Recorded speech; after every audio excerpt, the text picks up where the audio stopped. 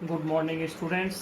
आज हम लोग chapter number 9 mechanical properties of solids के न्यूमेरिकल प्रॉब्लम्स देखते हैं। देखो, इसमें पहला ही क्वेश्चन है 9.1। इसमें कहा जा रहा है कि एक स्टील का वायर है जिसकी लेंथ इतनी है और क्रॉस सेक्शनल एरिया इतनी है। ये LSAS लिखा है स्टील के लिए। और एक कॉपर का वायर है, उसका लेंथ इतना है और एरिया ऑफ क्रॉस सेक्शन इतना है। तो ये स्टील का लेंथ और एरिया और ये कॉपर की लेंथ और क्रॉस सेक्शनल एरिया। आपसे ये बताया जा रहा है कि इस पर जब एक कोई लोड दिया जाता है तो उससे दोनों में सेम लोड इस पर भी दिया जाता है, सेम लोड इस पर भी दिया जाता है, और दोनों में जो लेंथ की इंक्रीमेंट होती है वह दोनों में सेम होती है। तो आपको बताना है कि दोनों के यंग्स मॉडुलस का क्या रेशियो होगा। तो अब हम बात करते हैं, क्वेश्चन पर फोकस्ड होते हैं। देखें, यहाँ आपको पता करना है what is the ratio of their Young's modulus of elasticity. चलो अब हम लोग आगे बढ़ते हैं इस क्वेश्चन के सलूशन की ओर। बड़ा इजी क्वेश्चन है, कुछ है नहीं इसमें। देखो, यंग्स मॉडुलस ऑफ इलास्टिसिटी का फार्मूला आपको लिखना है। सबसे पहले आपको मालूम है कि यंग्स मॉडुलस ऑफ इलास्टिसिटी क्या होती है। यंग्स मॉडुलस ऑफ इलास्टिसिटी के लिए हम लोग जानते हैं कि y इज इक्वल टू होता है Young's modulus of elasticity stress by strain. Stress क्या लिखते हो, F/A या mg/A कर दो, और स्ट्रेन क्या होता है, delta L divided by L। तो अब यहाँ से जो फार्मूला बनता है वो क्या बनता है हमारा, FL divided by A delta L। अब हम यहाँ से बात करते हैं कि YS डिवाइडेड बाई YC की वैल्यू क्या होगी, YS बाई YC। देखो, F तो वही है, L किसका लिखना है, ये YS है तो LS स्टील वाले का हो जाएगा, डिवाइडेड बाई A स्टील वाले का हो जाएगा, डेल्टा L तो दोनों में एक ही है। फिर आ जाओ दोनों पर, कॉपर वाले के लिए ये LC हो जाएगा divided by AC delta L। देखो, डेल्टा L कैंसिल, F से F कैंसिल, क्या बचा यहाँ LS और AC डिवाइडेड बाई AS, या ऐसे लिख दो LC पहले लिख दो, LC AS। ये आपका रेशियो बनता है।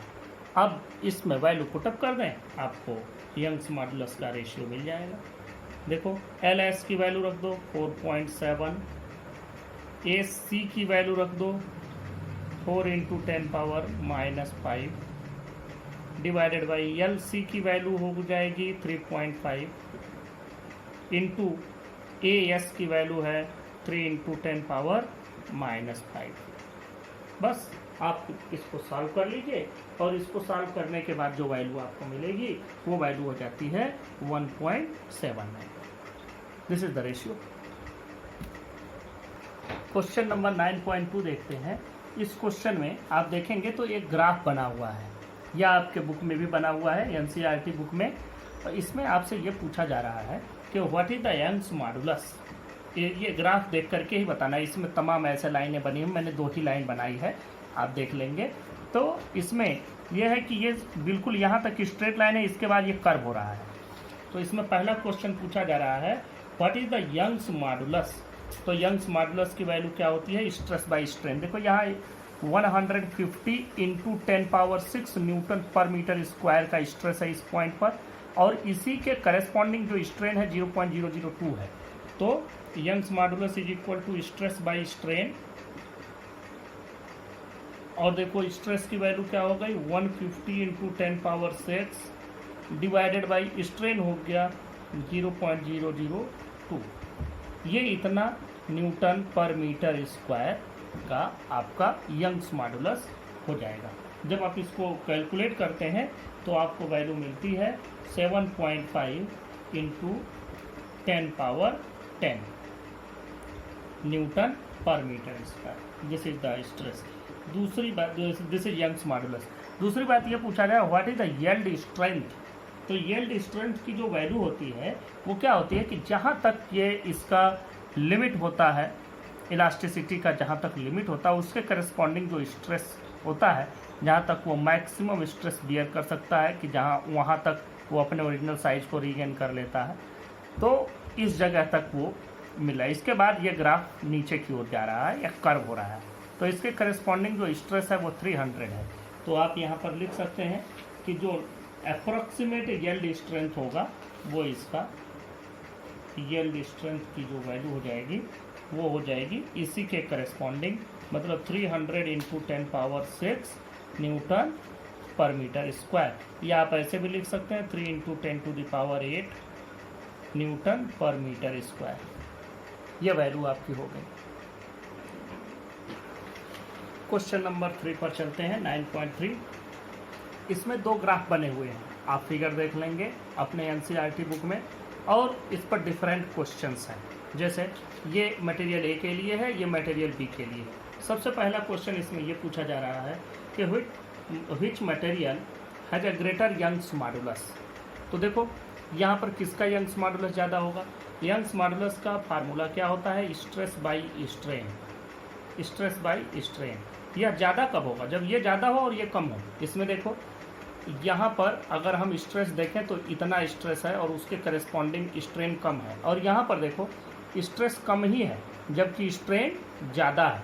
तो स्ट्रेन ज़्यादा है, ये कम है, तो ये कम हो जाएगा यंग्स मॉडुलस की वैल्यू। और यहाँ पर स्ट्रेस ज़्यादा है लेकिन स्ट्रेन कम है, तो यहाँ यंग्स मॉडुलस की वैल्यू ज़्यादा होगी। तो आंसर क्या लिखेंगे आप, फर्स्ट का आंसर लिखेंगे material A has a greater Young's modulus because the slope of the linear portion of the stress strain curve is greater for material A. ये आंसर हो गया पार्ट ए का। ये पूरे थ्योरेटिकल टाइप का question है, लेकिन चूंकि ग्राफ से जुड़ा हुआ है इसलिए मैं बता दे रहा हूँ। दूसरी बात करते हैं, दूसरा क्वेश्चन इसमें दे रहा है which material is more ductile. Ductile किसको कहते हैं, जिसका प्लास्टिक रेंज ऑफ एक्सटेंशन बहुत ज़्यादा होता है उसको हम कहते हैं डक्टाइल मटेरियल। जिसका प्लास्टिक एक्सटेंशन कम हो, जैसे आप अगर कांच को ले लें, कांच को अगर थोड़ा सा भी पीटेंगे तो वो तुरंत क्या हो जाएगा, ब्रेक हो जाएगा। ऐसा नहीं है कि वो फैलेगा, तो जो फैलता है जिसको हम पीट सकते हैं, या आप ये कहें कि जिसके पतले तार बनाए जा सकते हैं, उनको हम कहते हैं डक्टाइल। और जिनको पीटते ही वो तुरंत ब्रेक हो जाते हैं उनको हम कहते हैं ब्रिटल। तो दूसरा क्वेश्चन है which material is more ductile.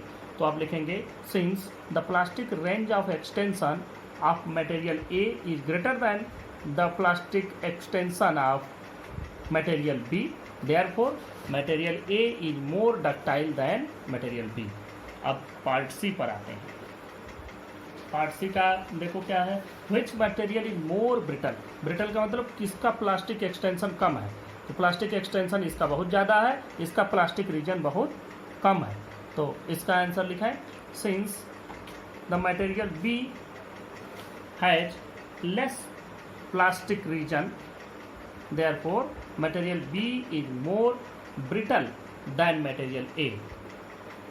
अब लास्ट आंसर इसका जो डी आंसर है, डी में आपसे कहा जा रहा है which of the two material is stronger material. दोनों में कौन सा ज़्यादा स्ट्रांगर है। ये यहाँ ब्रेक हो जाता है, ये यहाँ ब्रेक होता है, तो ब्रेक होने के पहले ज़्यादा स्ट्रेस कौन बियर कर सकता है, ये या ये। तो आपको सीधा दिख रहा होगा ग्राफ में कि यह ज़्यादा स्ट्रेस तक रुक सकता है, टूटने के पहले ज़्यादा स्ट्रेस बियर कर सकता है। तो इसका मतलब ज़्यादा स्ट्रांग ये हुआ। तो आप इसका आंसर लिखें material A is stronger because it can withstand a greater stress before it breaks. ये इन चारों के आंसर हो गए। Very theoretical question but based on the graph, and the graph is based on your theory, therefore I have explained it। देखो भाई अगला क्वेश्चन 9.5 पर चलते हैं। इसमें दिया गया है दो वायर हैं, एक स्टील के एक ब्रास के। ये स्टील और ये ब्रास वाला वायर हो गया। ये 1.5 मीटर, ये 1 मीटर की लेंथ है, और दोनों का जो डायमीटर है वो सेम है 0.25 सेंटीमीटर, मतलब दोनों का जो एरिया ऑफ क्रॉस सेक्शन होगा सेम होगा। अब देखो इस क्वेश्चन में जब आप एनसीईआरटी में क्वेश्चन पढ़ रहे होंगे तो आपको बस इतना ही दे करके आपसे पूछ दिया जाएगा कि इसमें पूछा जा रहा है व्हाट इज़ द इलांगेशन। ये इस तरीके से लटकाने पर लोड इसमें क्या लेंथ में इंक्रीमेंट आएगा और इसका लेंथ में क्या इंक्रीमेंट आएगा, ये दोनों में आपसे पूछा जा रहा है। लेकिन इन दोनों क्वेश्चन, इस क्वेश्चन में आपको कुछ और नहीं दिया है। तो आप यह जान लें कि एनसीईआरटी के बुक्स में जो क्वेश्चंस दिए गए हैं, एनसीईआरटी की बुक में ही चार्ट भी पूरा दिया गया है, जहाँ पर बल्क मॉडुलस, यंग्स मॉडुलस और मॉडुलस ऑफ रिजिडिटी पूरा लिखी गई है, डिफरेंट मटेरियल्स की क्या होती है। तो वो ये मानते हैं कि आपने उनको देख लिया होगा और वो वैल्यू आप वहीं से ले लेंगे। वैसे ये क्वेश्चन चाहे कंपटीशन में मिले, चाहे आईआईटी, जेईई, नीट कहीं भी पूछा जाए, या आपके स्कूल के एग्जाम में पूछा जाए, हर जगह आपको यह यंग्स मॉडुलस की वैल्यू दी रहेगी। It is not suppose that you have remembered all these value. ये नहीं माना जाता है कि आपने ये याद कर लिया होगा, ये याद करने वाली चीज़ नहीं है, ये याद करना भी नहीं है आप। तो ये वैल्यूज आपको दी रहेगी। तो अब हम बात करते हैं कि इलॉन्गेशन कैसे मिलेगा। मेरे पास तो सारी वैल्यूज़ दी गई हैं, लोड भी कितना लगा है ये भी। अच्छा, इसमें एक चीज़ देखो, जो लोड इस पर लगा हुआ है, ये स्टील वाले वायर पर तो ये दोनों का लोड लगा हुआ है पूरा, मतलब 4 और 6 10 किलोग्राम का लोड इस पर स्टील वाले पर पड़ रहा है। लेकिन ब्रास वाले को इस 4 किलो से तो कोई लेना देना नहीं है। ये 4 kg का वेट, तो फिर इसके लिए नहीं कुछ है। इसके लिए कितना वेट है, इसके लिए वेट सिर्फ हो गया 6 kg। और स्टील वायर के लिए जो इस पर मास लटकाया गया वो कितना है, 10 kg। वेट नहीं, मास। इस पर मास हो गया 10 स्टील वाले पर, और ब्रास वाले पर ओनली 6 kg। तो हम बात करते हैं यंग्स मॉडुलस वाले फार्मूले से। यंग्स मॉडुलस का फार्मूला वही स्ट्रेस बाई स्ट्रेन, ये फार्मूला है। यहाँ से हमको क्या चाहिए, हमको चाहिए भाई डेल्टा एल। तो फार्मूला थोड़ा सा और मॉडिफाई करो इसी को। यहाँ से ये हो जाएगा F L divided by A delta L. अब यहाँ से डेल्टा एल की वैल्यू निकाल लो। डेल्टा एल की वैल्यू आपकी क्या हो जाएगी, देखो F L by A Y, ये वैल्यू आपकी आ जाएगी। अब देखो यहाँ से तुमको कैलकुलेट करना है कि क्या इलॉन्गेशन आएगा इसमें। एफ की वैल्यू भी चेंज कर लो। एफ की जगह हम लोग क्या लिखेंगे, एम जी लिख देंगे एल डिवाइडेड बाई एरिया, और ये वैल्यू आ गई। अब हम लोग कैलकुलेट करना शुरू करते हैं। देखो अभी भी ना कैलकुलेट करो, एरिया को भी डायमीटर के टर्म में ले चलो। y इज इक्वल टू, पहले हम लोग पूरा फार्मूला बना देते हैं, बिल्कुल लास्ट में हम लोग सिर्फ वैल्यू रख के कैलकुलेशन करते हैं। जहाँ वैल्यू रख के कैलकुलेशन शुरू हो जाती है वहाँ मैथमेटिक्स शुरू हो जाता है, फिजिक्स खत्म। बात करते हैं इसकी। अरे delta L is equal to, देखो यहाँ M G L divided by A की जगह पर हम क्या लिख सकते हैं, पाई आर स्क्वायर वाई। अब हमारे पास एरिया नहीं है, सॉरी रेडियस नहीं है, सीधा डायमीटर दिया है, तो डायमीटर के टर्म में बनाओ।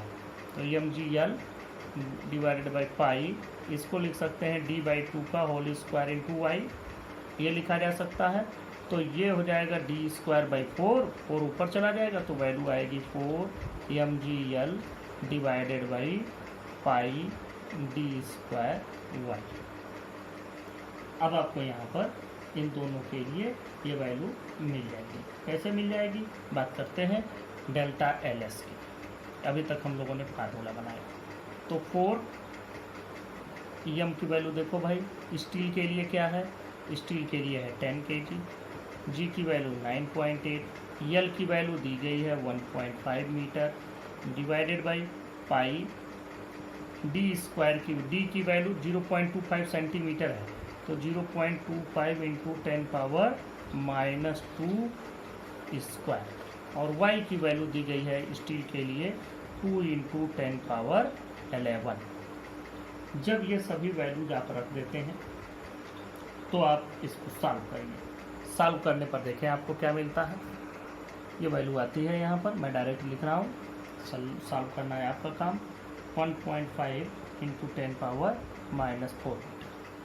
अच्छा, ब्रास जब निकालेंगे तो ब्रास निकालोगे तो क्या करना है, ये 4 हो जाएगा इंटू, यहाँ पर वैल्यू आप क्या रखेंगे, देखें पूरा ध्यान से, यहाँ पर आपको रखना है ब्रास के लिए 6, सिर्फ यही एक चेंज आएगा 9.8, और ये भी चेंज होगा 1 पाई वही रहेगा, और इंटू 0.25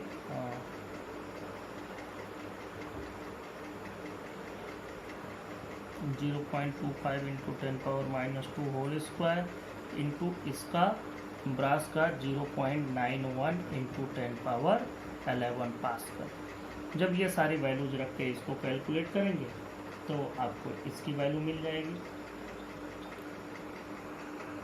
इसकी वैल्यू आती है 1.3 इंटू 10⁻⁻4 मीटर। ये सॉल्व करना है आपका काम है। अच्छा, एक चीज़ और भी ध्यान दो कि जब आप कॉम्पिटिटिव एग्ज़ाम्स की तैयारी करते हैं तो कंपटीशन में जनरली इतने बड़े बड़े कभी भी कैलकुलेशंस नहीं मिलते हैं। इसलिए नहीं मिलते हैं कि वहाँ कैलकुलेशन कराने का उनका कोई मतलब नहीं होता। उनको ये नहीं चेक करना है कि आप कितना अच्छा कैलकुलेट कर लेते हैं, कितने बड़े बड़े कैलकुलेशन। वो बैंक में होता है कि बैंक के कर्मचारियों के लिए जरूरी होता है जोड़ घटाना गुणा भाग उनको आवे बहुत बढ़िया से। आपके लिए वहाँ चेक किया जाता है कि आपको फिजिक्स कितनी आती है, और फिजिक्स में सिर्फ यही आपकी फिजिक्स कंप्लीट हो जाती है। उसके बाद ये सारा सिर्फ मैथमेटिक्स बचता है। तो वहाँ जो भी क्वेश्चंस आते हैं, ऐसे नहीं नंबर्स नहीं होते, न्यूमेरिक क्वेश्चंस आते हैं, लेकिन उन न्यूमेरिक क्वेश्चंस में जो नंबर्स होते हैं इतने छोटे होते हैं, इतने बढ़िया होते हैं कि वो डायरेक्ट कैंसिल वगैरह होकर के आराम से आपको आंसर मिल जाता है। इतना लार्ज कैलकुलेशंस वहाँ नहीं होता। लेकिन उसका ये मतलब नहीं कि अब इतना लार्ज कैलकुलेशंस हम पढ़ें ही ना। तो सर बताए थे कि वो आता ही नहीं है तो हटाओ उसको। नहीं पढ़ोगे तो तुम्हारा ये कैलकुलेशन की जो एबिलिटी है वो ख़त्म हो जाएगी, वो तुम्हारा ख़राब हो जाएगा। इसलिए जानना ज़रूरी है, लेकिन परेशान नहीं होना है। 6th क्वेश्चन देखें। इसमें कहा जा रहा है कि 10 सेंटीमीटर का एक क्यूब है एल्यूमिनियम का, और एल्यूमिनियम के इस क्यूब को दीवार से फिक्स कर दिया गया। इसके एक फेस को एक वाल से फिक्स कर दिया गया। जैसे मान लो कि ये हम मान लें कि ये दीवार है, ये दीवार मान लिया। अब इसी में एल्यूमिनियम का जो क्यूब है उसके एक सिरे को इसी में पूरी तरह से फिक्स कर दिया गया।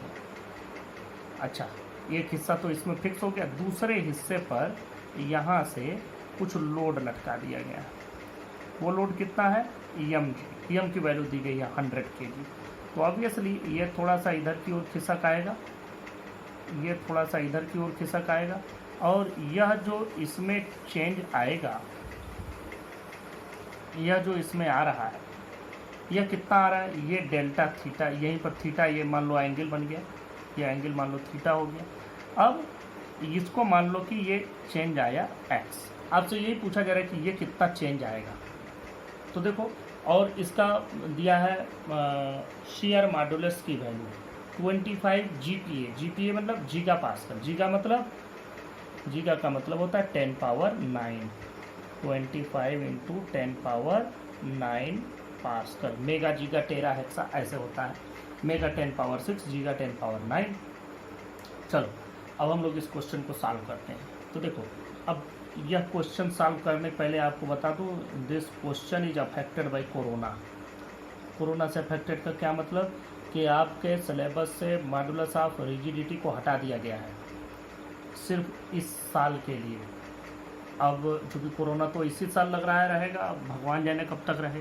तो फिलहाल ये क्वेश्चन अगर आपको दिया जा रहा है तो ये क्वेश्चन भी आपका हट ही जाएगा। लेकिन हम लोग पढ़ लिए तो मैं एक क्वेश्चन लगा दे रहा हूँ, और ये समझ लें ये क्वेश्चन आपसे किसी एग्ज़ाम में हम नहीं पूछेंगे, या कहीं मतलब आपके स्कूल के एग्ज़ाम में शायद ये क्वेश्चन नहीं पूछा जाएगा, और ये इसलिए कि ये सिलेबस से हटा हुआ है। तो मैं बात करता हूँ इसकी। देखो यहाँ पर जो इसकी वैल्यू आएगी, शियर मॉडुलस की जो वैल्यू आती है, शियर मॉडुलस को हम लोग रिप्रेजेंट करते हैं ईटा से, ईटा ही लिखते हैं। तो ईटा की जो वैल्यू होती है वो क्या होती है? वो भी वही होती है, स्ट्रेस फोर्स बाय एरिया, और यहाँ पर हो जाता है थीटा। थीटा लिख दो। थीटा का मतलब क्या होता है? Arc by radius. आर्क ये हो जाएगा, रेडियस ये हो जाएगा। रेडियस ये 10 सेंटीमीटर है तो ये भी 10 सेंटीमीटर है। तो हम लोग इसको यल अगर मान लें, यल माना भी है हमने, तो ये हो जाएगा, देखो यफ बाई यहाँ से ये एरिया इसकी, इस सरफेस की एरिया क्या हो जाएगी? L², क्योंकि तो क्यूब है, क्यूब का लेंथ ब्रेथ हाइट सब यल है। और थीटा क्या हो जाएगा? थीटा आर्क मतलब एक्स बाई यल। एक यल से यहाँ ये यल कैंसिल हो जाएगा, तो वैल्यू क्या बचेगी आपकी? एफ बाई एक्स यल। और यहाँ एफ को क्या लिख सकते हैं? एम जी बाई एक्स है। आपको पता क्या करना है? एक्स। तो क्या हो जाएगा? M G by eta into L. ये फार्मूला आपका बन के तैयार। बस कंप्लीट फिजिक्स। अब हम लोग इसको सॉल्व कर लेते हैं। देखो 100 इंटू 9.8 डिवाइडेड बाई, अगर जी की वैल्यू कहीं नहीं दी रहती है तो हम 9.8 रखते हैं, दिया है तो कोई बात नहीं। ईटा की वैल्यू रखो 25 इंटू 10 पावर 9, यल की वैल्यू आपको दिया है 10 सेंटीमीटर, तो 10 इंटू 10 पावर -2, यह टोटल वैल्यू हो गई आपकी। जब इसको आप सॉल्व करेंगे तो आपको मिलता है x is equal to 4 into 10 power -7 metre, मतलब बहुत कम चेंज आता है। क्वेश्चन नंबर 9 देखो, इस क्वेश्चन में दिया गया है कि एक कोई स्ट्रक्चर है बड़ा सा 50,000 किलोग्राम का, इसको हैंडल करने के या इसको संभालने के लिए 4 कॉलम्स लगे हुए हैं स्टील के, और मतलब ये पिलर्स पर 4 पिलर्स हैं, उन पर इसको बैलेंस किया गया है। और इस तरह से बैलेंस किया गया कि सभी जो कॉलम्स हैं स्टील के, इन पर सब पर लोड बिल्कुल बराबर है। तो 50,000 kg को अगर 4 पार्ट्स में डिवाइड करोगे तो कितना आएगा, 12,500, 12,500 इस पर, 12,500 इस पर, 12 सब पर 12,500 किलोग्राम का लोड पड़ रहा है। यह जो स्ट्रक्चर, ये जो कॉलम्स बनाए गए, जो पिलर्स बनाए गए हैं, इन पिलर्स को सर्कुलर फॉर्म में बनाया गया है, सिलेंड्रिकल फॉर्म में। तो ये जो सिलेंडर का इनर रेडियस है 30 सेंटीमीटर, आउटर रेडियस है 40 सेंटीमीटर। आपसे पूछा जा रहा है इस क्वेश्चन में कि what is the compressional strain. Compressional strain का मतलब डेल्टा एल बाई एल आपको कैलकुलेट करना है। तो अब देखो यहाँ स्टील का ये भी दिया गया है यंग्स मॉडुलस, तो यंग्स मॉडुलस वाले फार्मूले से फिर चलेंगे। इतनी बार ये फार्मूला लिखो कि याद रहेगा। y is equal to stress मतलब F by A divided by strain मतलब डेल्टा एल बाई एल। ये स्ट्रेन ही लिखें तो और ज़्यादा बेटर है, क्योंकि हमें डेल्टा एल बाई एल से क्या मतलब, हमें तो डायरेक्ट कैलकुलेट करना है स्ट्रेन की वैल्यू। तो यहीं से डायरेक्ट स्ट्रेन लिखो, क्या मिलेगा, strain is equal to F by A. F का मतलब हो गया M G divided by A. अब M G divided by A का क्या मतलब हो गया, पाई आर स्क्वायर। तो यहाँ आर कौन सा लो, यहाँ पर हमको जो इसका जितने दूर में वो मटेरियल है उसको हमको लेना है, तो मतलब पाई R2 square minus R1 square, ये वैल्यू हो गई। अब बस फिजिक्स कंप्लीट, तो आपको वैल्यू रख देनी है। वैल्यू रख दो, ये 12,500 इंटू 9.8 डिवाइडेड बाई 3.14, और ये R2 स्क्वायर, R2 स्क्वायर का मतलब हो जाएगा 40 into 10 power -2 whole square minus 30 into 10 power -2 whole square. ये फार्मूला हो जाएगा। इस फार्मूले से आपको जो स्ट्रेन की वैल्यू मिलेगी वो वैल्यू मिलेगी 2.78 इंटू 10 पावर -6। यह आपका आंसर हो गया। अगला क्वेश्चन देखते हैं 9.8। इस क्वेश्चन में दिया गया है कि एक कापर का स्ट्रक्चर है जिसका क्रॉस सेक्शन रेक्टेंगुलर है, रेक्टेंगुलर लेंथ ब्रेथ उसकी दी गई है, और इसको इतने फोर्स से खींचा जाता है तो उसमें कितना स्ट्रेन प्रोड्यूस होगा, और इसका मॉडुलस ऑफ रिजिडिटी दिया है। ये क्वेश्चन भी कोरोना अफेक्टेड है क्योंकि ये रिजिडिटी वाला क्वेश्चन है और मॉडुलस ऑफ रिजिडिटी है नहीं, लेकिन हम सीख लेते हैं क्वेश्चन लगाने में क्या जाता है। तो स्ट्रेन निकालना है, तो अगर ईटा की वैल्यू हम देखें तो यही होता है F by A divided by strain. हमको कैलकुलेट क्या करना है, स्ट्रेन। तो स्ट्रेन इज इक्वल टू हो जाएगा F divided by A theta, अरे सॉरी ए इंटू ईटा। अब ये वैल्यू हो गई। एफ की जगह पर आपको क्या रखना है, M G divided by A की जगह पर क्या लिखना है, यल इंटू बी, और ईटा की जगह पर ईटा रख दीजिए। बस फार्मूला तैयार, वैल्यू रखें और आपका जो सोल्यूशन होगा सोल्यूशन मिल जाएगा। अब सॉरी देखो, ये स्ट्रेन की वैल्यू हम लोग कैलकुलेट कर रहे हैं, तो यहाँ स्ट्रेन आपका हो जाएगा M G 44,500 into 9.8 divided by L की वैल्यू हो जाएगी 15.2 इंटू 10 पावर -3, बी की वैल्यू हो जाएगी 19.1 इंटू 10⁻³ मीटर में, और ईटा की वैल्यू है 4.2 इंटू 10⁻10। देखो इस क्वेश्चन को लगाने में मैंने देखा है कि कभी कुछ अलग आंसर भी आता है, तो इसमें कभी कभी कुछ बुक्स में ऐसा भी मैंने देखा है कि ये सेंटीमीटर में है, तो आप देख लीजिएगा मीटर में है कि सेंटीमीटर में है। जैसे अगर मिलीमीटर में है तो 10⁻³ कर देना, सेंटीमीटर में है तो 10⁻² कर देना। ये आप अपने से चेंज कर लीजिएगा क्या आता है, ये वैल्यू भी देख लीजिएगा क्या मिलती है। तो जब ये वैल्यू आप पूरा रख देंगे, ये कापर के लिए है तो कापर के लिए देख लेना मॉडुलस ऑफ रिजिडिटी क्या है। तो यहाँ से इसको सॉल्व करने के बाद जो हमको वैल्यू मिल रही है, यहाँ पर हम देख रहे हैं आ रहा है 3.65 इंटू 10⁻³ तो यह आपका क्वेश्चन सॉल्व हो गया। ये वैल्यू क्या होगी ये डिपेंड करता है कि क्या क्वेश्चन है, हमें ये रट्टा नहीं मारना है, नहीं तो इस क्वेश्चन के लिए हमारे पास सिर्फ यहाँ तक की चीज़ें हमको जाननी है।